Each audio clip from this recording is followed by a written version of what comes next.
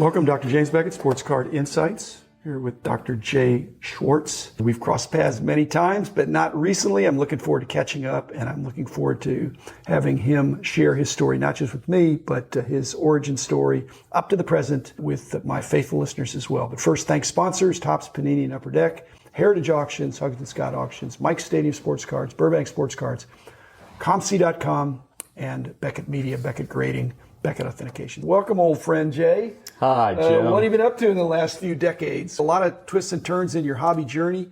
Start us out and tell us some of the high points. And unfortunately, I think there's some low points in there too, but you have smiled through it all. So what's the secret? I think faith in God is prevailing. But I felt blessed. My parents brought me up in a place called Hyde Park, which is on the south side of Chicago. I was born on the University of Chicago campus. I attended University Lab School, and I tell people I became famous after President Obama became president because I went to the same school as the Obama girls. My sister went to the same school that Obama went to. There you go. My sisters, yeah. So yeah. We have Obama connection. As a kid, you're in the Chicago area and you're collecting there. Mm-hmm. And were you more serious than the other collectors in your neighborhood? Or? I was pretty hardcore. I grew up in the 1950s on the south side. For those listeners of yours who know Chicago, it's a big city with a line of demarcation. North side kids followed the Cubs. South side kids followed the White Sox. The Cubs stunk, and my White Sox, the Go-Go Sox. Yeah. We had Jungle Jim Rivera. Yeah. We had Little Louis Aparicio, Nellie Fox, Billy Pierce. We were in the race for the pennant every year until 1959. We lost to the Yankees. So you're collecting as a kid, and then like many people, you probably took a break. Correct. Then we crossed paths in the early 80s. Yeah, south side of Chicago, I was ripping packs just like all the other kids. And the worst card I could ever rip out of a pack was Mickey Mantle, because we all always hated Mantles, so they went into the bike spokes. But if I got a White Sox card, they were the most valuable ones. Just like most kids, you hit your teen years and you discover girls, and the cards go into a box or they get thrown out by mom. Well, the story is that when I was a professor at SMU and I ran into you, I got invited out of the Astrodome for a ball game. And my friend said, hey, they got a card show right here in the Dome. I went, card show? I don't play poker or anything. He was talking about baseball cards. So we walk in, and the first guy had a booth, and his display case had a Sandy Koufax rookie. And it wasn't priced. And I asked the guy, I said, how much is that card? I was thinking I had that card. The guy says, I need $6 for that card. I go, $6 for that card? And he thought I fell off the pumpkin truck because he was asking $600. And that was, remember, in the 80s. And that's when I rediscovered my collection. Which you still had intact? Correct. Okay. And so then you collected avidly in the 80s? Correct. What happened was I was a professor at SMU. I hurried back to Dallas from Houston. Open this box, and here's stacks of Clemente rookies and Koufax rookies and all kinds of mostly beat-up Mantles and what all. And I realized I've got tens of thousands of dollars worth of cards in these boxes that I've had stored away.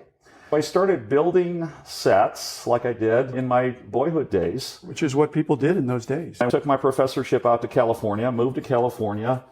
Then I connected with a few guys, Mike Burkus, Gavin Riley, the guys who were just starting out the Nationals. And I started going to the local shows. What happened from that was, because I was set building, there was a guy named Jim Kovacs. I remember Jim Kovacs for sure. So what Jim did... And he was a set builder's dream and nightmare all at the same time. Correct. And what I discovered is Jim was ahead of his time. There was very little intelligence about the tough commons. But what Jim did is he had binders. And if he sold that tough common, the $20 common became a $30 common and became a $100 common. And someone would say, the Beckett says it's only a $2 card. And Jim would tell them where they could go. He would say where they could go to try to find another one. But when it's a truly tough card, then his prices stood. People would go to him as last resort. Correct. Because he was pricing according to demand. His experience and demand. Okay. And supply too. Okay, so yeah, that's a name from the past. So you were dealing with that because you were trying to complete sets. I realized this guy is onto something. And he kind of like me for some reason. He was a nicer guy than his veneer would show, because the old timers remember he was gruff and he was tough and he would just tell you where you could take your cards. He liked me and he says, Jay, if you want to set up a few cards at the end of my table, I'm going to do San Francisco next weekend. Come on and join me. And I did. And I started to learn from him, and I became a show dealer, and I eventually became a national show dealer and did about 15 nationals in the 80s and into the 90s. Through that, I completed every set raw from 1933 Gaudi through 1975 Topps in all four major sports. Now let's fast forward to a dark time in your life, because I want to make sure we have time to get to the bright light at the end of the tunnel, but the tunnel was pretty dark. What happened after you'd had that accomplishment? You're building a home, as I understand, but I want to hear from you. I'm not a feelings guy that much, but it had to be a kick in the stomach. It was indeed. I was fully aware, if you've got a complete 33 Gaudi set, or you got a complete 52 Topps set, which I did among others, you've got a lot of money invested in this collection, even if it's raw. I don't want to say they're all mint, but they were X better like that. So I realized I needed to protect these cards. I was building a house up in the San Bernardino Mountains, and I contracted with a guy to build a steel vault. And he designed a vault that had 3-inch thick steel walls with a vault door. I put all my collection in there, and I thought, now I don't need to worry about my collection anymore. And I was wrong. Did you suspect immediately that it was an inside job, or were you just completely confounded? I was at my professorship down at Cal Poly Pomona, and I drove up the little mountain road, and the front door was open, and my German Shepherd was looking at me somewhat woefully, and I realized something is not right here. I immediately ran to the vault, and the vault door was open. And the memory is vivid. I looked in, and the only thing that was left in there was my 62 Topps set was open, like somebody was looking through it, and maybe they heard something or whatever and scooted. And by that time, they had taken everything but that 62 set and called the police, got a detective on the case. They did all their investigations, and they couldn't come up with anything. But yes, you're right. The guy who built it was gone. Couldn't find him. Long story short, about 8 years later, I got a phone call, and the voice sounded familiar, and she said, Jay, do you remember me? And I said, you sound familiar. This is Lynn. He did it. It was the guy who built the vault, and then she told me, we're divorced, and he's in the West Virginia State Penitentiary for armed robbery, and he sold all your cards. Okay, so that was the low point. I just can't even imagine that. But we want plenty of time to get to the good part of the story, that you've restored that, perhaps even in better shape. There's a whole story about grading, providing another layer of protection with serial numbers and registration and all that stuff. You're a big set registry guy, but how did you pick yourself up off the mat and say, I'm going to start over? Because for a lot of people, that'd be at least a depression sentence, if not a death sentence. Yeah, one of the things I will say that I think will be instructive to all your listeners, no matter if their collections are large or small, is make sure that your assets are protected. And I was insured, but I was not insured like I should have been. I had to settle reluctantly for pennies on the dollar, and I was devastated. And at that point, in terms of my collecting mentality, I wanted nothing to do with cards, and I walked away from cards for about a decade. I just couldn't believe that this happened. And so I focused on other activities. Jim, you and I started our careers as college professors, and there's a lot of creative things you can do as a professor. I invested in that, and I got early tenure and promotion and went through all of those gates. And I was getting married, and personal life, first baby, who's now a university senior, and all of those things. I just walked away from cards for those years. What was the spark that got you back in then? Because this is now we're getting close to 10 or 12 years ago or so, right? Correct. I've had a series of eureka moments in my life. It was in 2008. And of course, I was aware that your old company was grading cards and PSA was grading, because I was a national show dealer at the dawning of grading, and I was selling grading cards and all of that. So I had this moment, I think I can do the same thing graded. Well, I just started small beginnings. Don't try to just build Mount Everest. Start with a small hill. Start with objectives that are realistic, that are attainable. Once you reach one objective, then try a little bit higher hill. That's exactly what I did. Okay. To what extent was it self-sustaining, or were you investing? Did you have a monthly budget? Because you aggressively jumped back in. Did you have this insurance settlement that you parlayed? Because over these interim years, you've built an amazing collection from having all this stuff stolen and then starting over. And now today, you've got an amazing collection.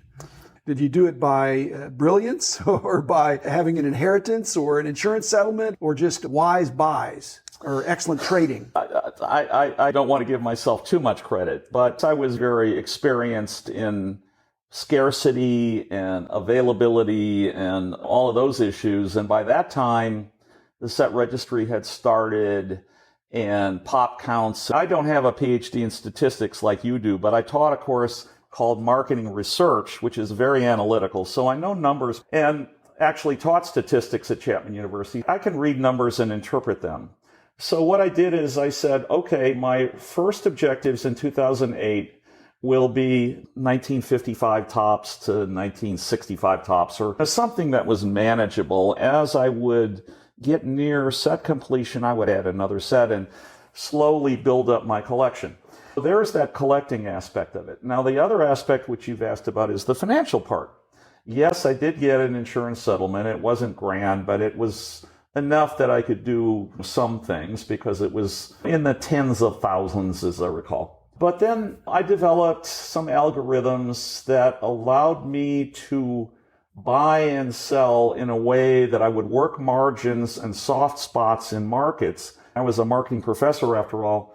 So I could find places where I could find what I call value buying analytically. That helped me build my collection such that now I am complete in almost everything in my collection, and I'm simply upgrading a 9 to a 10 or an 8 to a 9 or whatever it is. So are you saying that your algorithms are understanding anomalies in the market from a grading perspective, that the 6 is especially cheap compared to the 7? Or are you saying that there are distribution anomalies in the supply of the cards, that first and last cards we know of, but like the Jim Kovacs thing, that certain cards you're going to have trouble finding? I will say this, that if you carefully examine the data, you will see anomalies in the data, and you can seize upon those anomalies, and you can actually build a collection that is superior to the investment dollars you put into the collection.